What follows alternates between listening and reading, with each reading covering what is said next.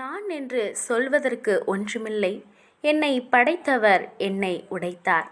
ஏன் இயேசுவே இந்த நிலையென்று நான் கண்ணீரோடு கேட்க, அவர் மறுமொழியாய், உன்னை உடைத்ததற்கு காரணம் உன்னை அழிப்பதற்கு அல்ல, உன்னை உருவாக்குவதற்கு மட்டுமே என்றார். ஆம், என் இயேசு என்னை உடைத்து உருவாக்குபவர். உருவாக்குமே என்னை, உருவாக்குமே, உருவாக்குமே என்னை, உருவாக்குமே.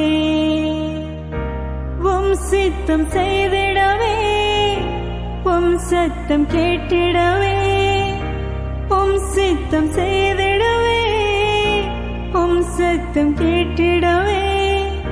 உருவாக்குமே என்னை, உருவாக்குமே.